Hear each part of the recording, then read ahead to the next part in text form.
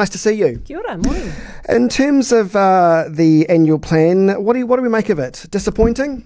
Well, look, I think the first thing to acknowledge is that it is good that the council have taken a pause to actually revise and I guess rework the current annual plan, because that's the first thing that needed to happen, is that, we all know that post-COVID, the world is very, very different, and the council are not immune to that. So, yeah, look, I think it probably doesn't go as far as what I would like to see, but remembering that it is an annual plan. So I hope that some of the changes and things that have been suggested will actually work their way into the long-term plan next year, which will be my aim.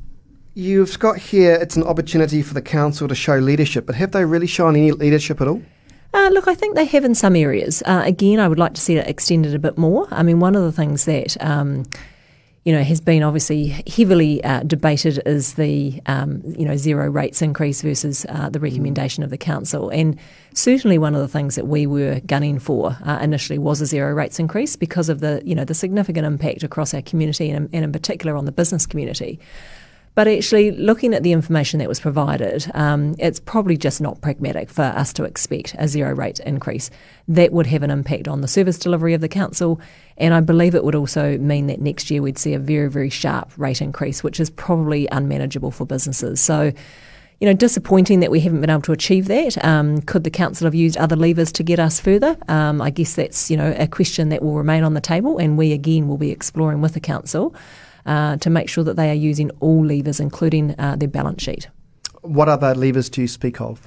Well, we've talked about this many times before. The council has a very strong balance sheet, and actually in order for them to make sure that they are using all of the funds available to them, they should be exploring bringing on strategic partners. They should be looking at whether or not they do need to own all of those assets. Is there a different mixed ownership model that they should be looking at?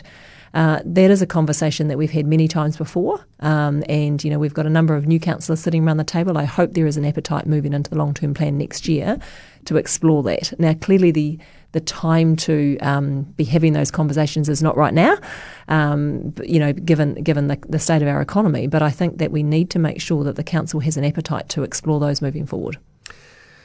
What do you think the council's done well at thus far when it comes to the COVID-19 issues and the lockdown?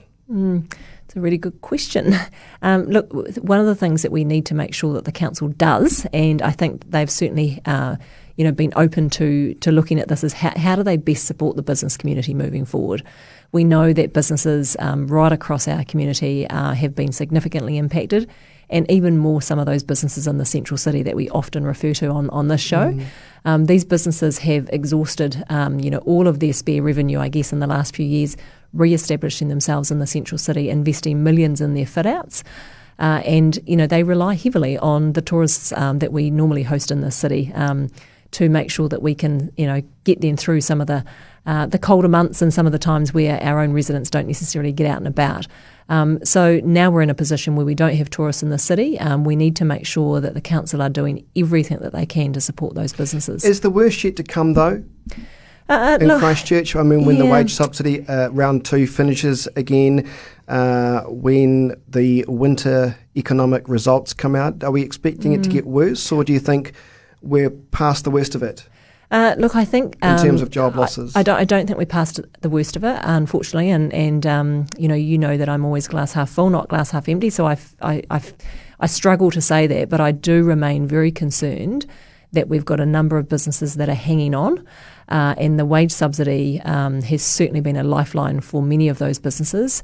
The wage subsidy extension, which we advocated really strongly to bring that threshold down to 40%, which we were really grateful that the government listened and responded to that. When businesses come off that, I think we will see another round of organisations having to make some really difficult decisions. A lot of that depends on when the borders open, and I know you've had a bit of a discussion around that this morning. When we can start seeing, some increase in, I guess, some level of tourism, when we can start seeing maybe some international students back, when we can see more people across New Zealand actually getting in behind and supporting domestic tourism. I think those are all very valid things that we need to make sure that we're working towards. And I also think we all have a part to play in supporting local businesses. And I'm not just talking about the bars and the restaurants and the retailers, that's really important. But I'm also talking about local and central government getting in behind and supporting our local manufacturers. We've got great capability and plenty of capacity here at the moment. We need to make sure both local and central government play their part in local procurement, because that hasn't always been the case. So I think there's a really good opportunity for the Christchurch City Council to lead the way in that, and actually looking at whether or not they have to modify their procurement methods and systems to actually support local organisations. In a press release out this morning, Todd Muller says the government needs to come up with some kind of plan to show New Zealanders how it intends to reopen the border once this pandemic is over. But is it a bit short-sighted, because nobody knows? In fact, it's getting worse in some countries. So what are your thoughts on that? Look, I think we absolutely must have plans. I think one of the things that is not visible right now is what is our economic recovery plan and framework that we're working towards. We know that we led through the COVID response with a health lens, and that was the right thing to do. We need to make sure that actually we protect the wealth and health of our economy. So that is both. That's making sure that we have good plans to understand what happens next.